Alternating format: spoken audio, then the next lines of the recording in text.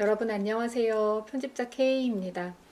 오늘은 제가 지난 주말에 올린 파랑의 리스트 관련한 영상에 이어서 제가 파랑의 리스트에서 어떤 책을 구매했는지 언박싱을 함께 해보려고 합니다. 사실 제가 평일에 촬영을 하거나 하진 않는데 이렇게 지금 월요일에 퇴근하고 밥을 먹고 바로 촬영을 하고 있어요. 얼른 같이 뜯어봅시다. 일단 이 호수를 되게 했어요.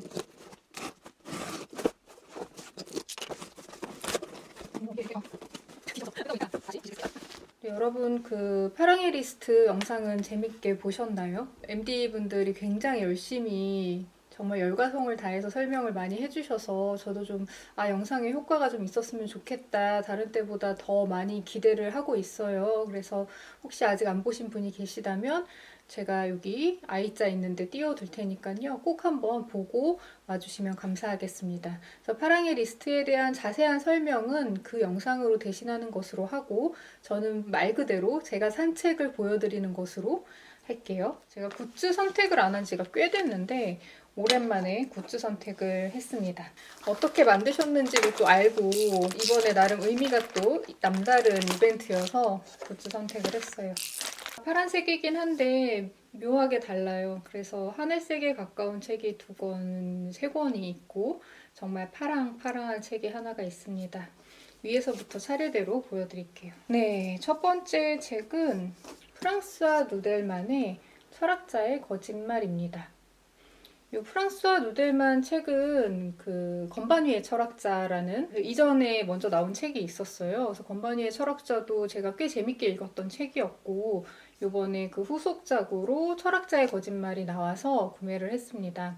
프랑스와 누델만은 철학 교수이고요. 이 책이 제가 좀 눈여겨봤던 것은 일단 그 전작에 대한 신뢰가 있었다는 것을 빼고 말씀을 드리자면 제가 그런 질문 정말 많이 받아요. 실제 작가와 그 작가가 쓴 글의 어떤 갭, 괴리 이런 게 있지 않나? 하는 생각을 하시는 분들이 많더라고요. 당연히 글과 작가 사이에는 갭이 있습니다. 대개의 경우 글이 더 좋죠. 여러 가지 의미에서 더 좋은데요. 그 글은 작가가 표현하고 싶어 하는 어떤 자신보다 더 나은 것, 그리고 숙고하고 또 숙고한 끝에 나온 것이잖아요. 그렇기 때문에 당연히 글이 좀 더 완성된 어떤 이상향에 가까울 수밖에 없을 텐데, 그래도 소설가들의 경우에는 그것이 픽션이라는 자신이 창조하거나 가공한 세계라는 테두리가 있어서 조금 그 갭이 그럼직하다라고 여겨질 수 있어요. 하지만 그것이 이제 철학자처럼 조금 더 이성적인 영역, 논리적인 영역에 가까워지는 글쓰기를 하는 분들에게는 그 갭이 왠지 더 적어야 할 것 같다는 생각이 들게 마련이죠.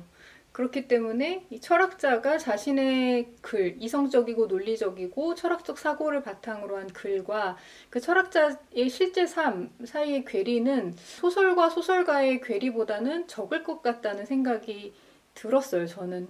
근데 이 책 소개를 보니까 역시 인간과 인간이 쓴 글 사이의 갭은 어쩔 수 없이 필연적으로 어느 정도 생길 수밖에 없는 것이구나. 그것이 철학자의 경우라고 하더라도 그런 생각을 좀 할 수 있었는데요.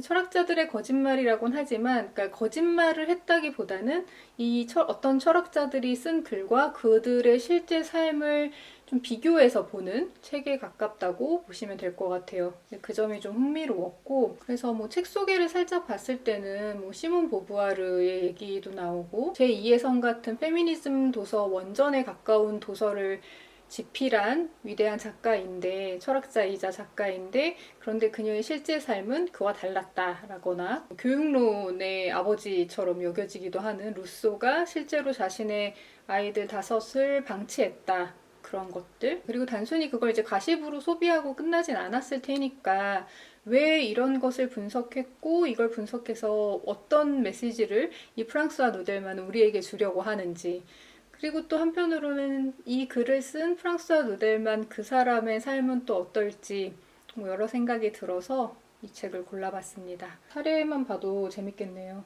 1장이 진실의 파토스, 모두가 거짓말쟁이, 루소만 빼고 뭐 이런 게 있어요. 거짓말의 용기, 푸코, 푸코도 자신의 삶의 진실성에 대한 이야기를 굉장히 열정적으로 한 철학자인데 사실 본인은 에이즈 환자인 것을 숨기고 살았죠. 그런 것을 좀 사례로 들었던 것 같고요. 5장에서는 거짓말의 해방. 이런 것들이 있습니다. 뒷표지를 보니까 추천사를 겨울님이 쓰셨네요. 겨울님도 건반위의 철학자 되게 좋아하셨던 걸로 기억하는데 그쵸. 글로 구현된 나는 이미 내가 아니라 나로부터 기원한 나보다 조금 더 낫기를 바라는 인물이다. 이 문장에 저도 역시 공감을 하고요. 평일에 촬영하니까 확실히 말이 좀 꼬이는 것 같아요. 지금 눈밑도 좀 퀭하지 않나요? 네, 여러분. 두 번째 책은 제가 고른 4권의 책 중에 가장 파랑파랑한 책입니다. 바로 김보영 작가님이 정말 오랜만에 출간한 소설집이고요. 제목은 얼마나 닮았는가입니다. 아작 출판사에서 나왔고요. 제가 알기로 이거 10년 만에 내는 소설집이라고 알고 있어요. 워낙 김보영 작가님이 작품을 뜸하게 쓰시기는 하죠. 정말 오랜만에 단독저서가, 소설집 단독저서가 나와서 구매를 했습니다. 여기저기 그 사이에 뭐 엔솔로지에 발표하신 글들이나 아니면은 뭐 SF 거장과 걸작의 연대기 같은 SF 입문서 같은데 공저로 쓰신 글들이나 그렇게 꾸준히 읽고 있긴 했었는데 생각해보니까 단독저서 정말 오랜만이고 이렇게 파랑의 리스트에 겸사겸사 사게 돼서 더 좀 새로운 것 같아요. 이 책은 문모카 작가님이 추천사를 쓰셨습니다. 여러분 문모카 작가님 작품 읽어보셨어요? 정말 너무 재밌어요. 한 대목 읽어볼까요? 김보영의 작품에서 인간은 과학의 일부이기에 아름답다. 달리 말하자면 무언가의 일부여야만 인간은 아름다울 수 있다. 김보영의 세상에 홀로 아름답고 홀로 고매할 수 있는 인간은 존재하지 않는다. 그리고 그것은 진실이다. 여기 뒷표지에 요 헤드카피가 엄청 멋있어요. 우주 예찬을 하고 싶어서 인간 세상에 방문한 중단편의 신. 얼른 읽어보고 싶다. 10편의 작품이 실려 있습니다. 첫 번째 단편 엄마는 초능력이 있어의 첫 문장을 읽어볼게요. 첫 문장도 엄마는 초능력이 있어 입니다. 이어지는 말이 내 말에 너는 퉁명스럽게 대꾸했지. 세상에 초능력 없는 사람이 어디 있어. 이렇게 시작하는 단편입니다. 그리고 세 번째로 고른 책은 제가 정말 좋아하는 작가의 신작인데 리베카 솔릿의 마음의 발걸음입니다.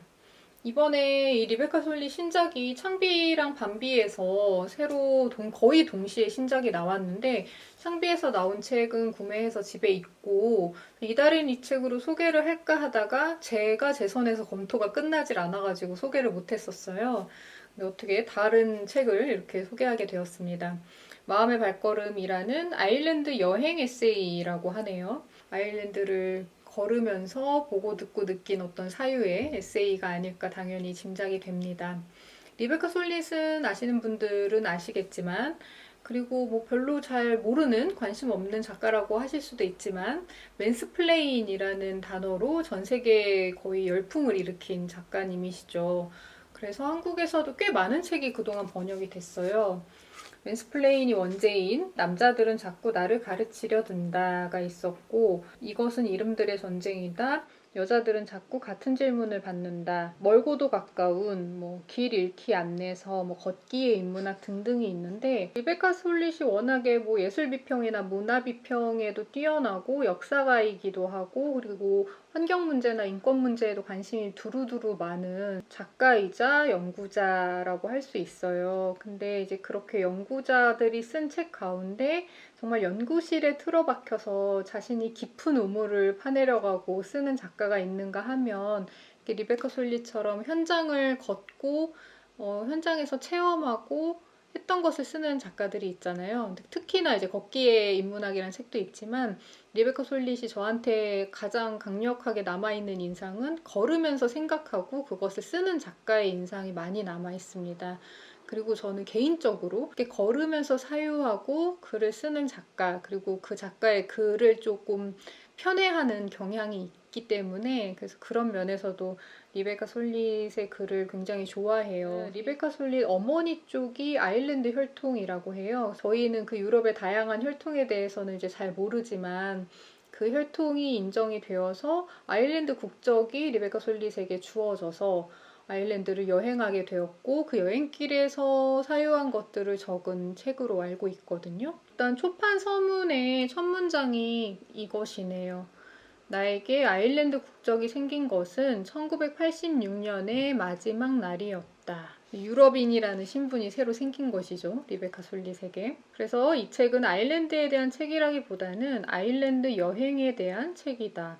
아일랜드에서 들은 이야기나 아일랜드에서 마주친 상황 중에는 개인의 윤곽 또는 집단의 윤곽이 고정적이기보다는 유동적이라는 느낌을 주는 이야기나 상황, 움직이는 사람 대 움직이지 않는 풍경이라는 여행자의 통상적 이분법을 깨뜨리는 이야기나 상황이 많았다. 여행은 마음의 발걸음이기도 해서 다른 장소에 가면 다른 생각이 떠오른다. 나는 이 여행에서 내 마음의 발걸음도 한번 뒤따라 가보고 싶었다. 글자 그대로의 땅을 걸어가는 것이 어떻게 마음의 구석진 곳들을 탐험하는 것일 수 있는가를 보여주는 한 사례로 내 경험을 이용한 것뿐이다.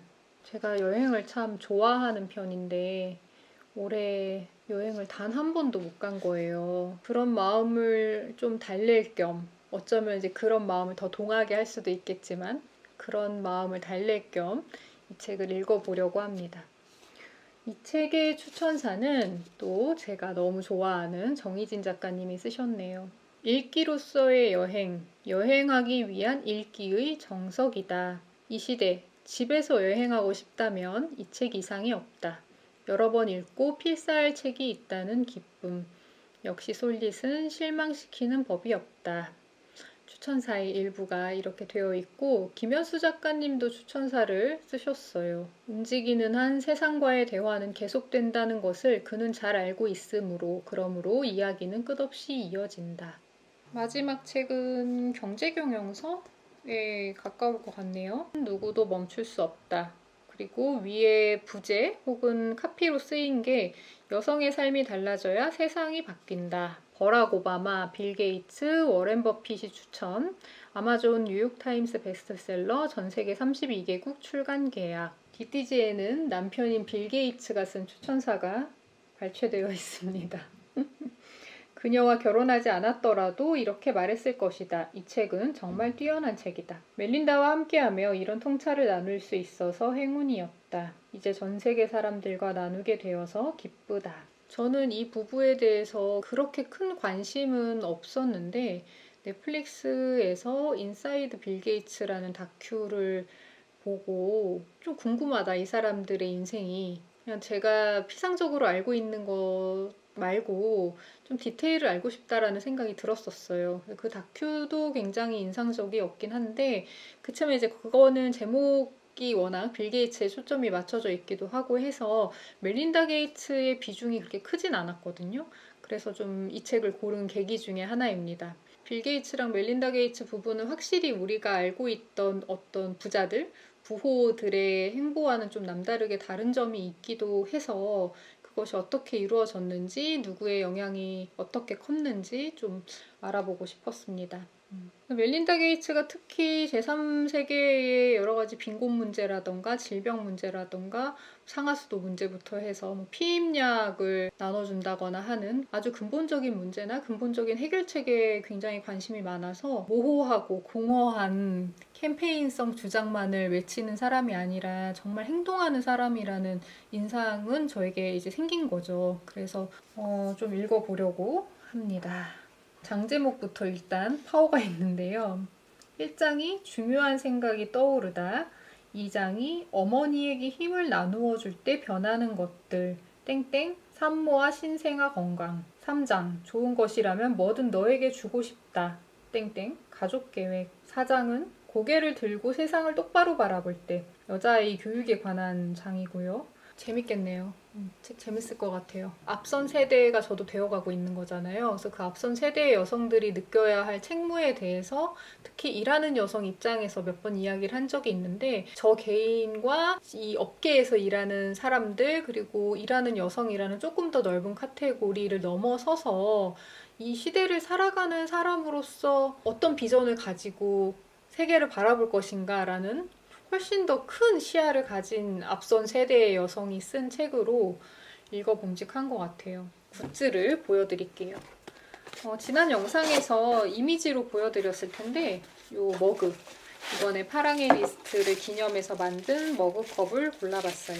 여기 이렇게 책이 날아가는 모양을 인쇄를 해서 이게 책인데 약간 새가 날아가는 것처럼 보이죠. 그리고 여기에 이런 문구가 적혀 있습니다. 블루만 딱 하얀색으로 써 있어요. BLUE.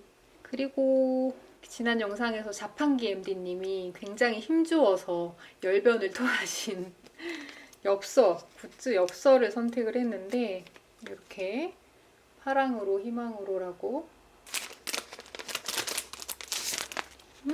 예쁘다.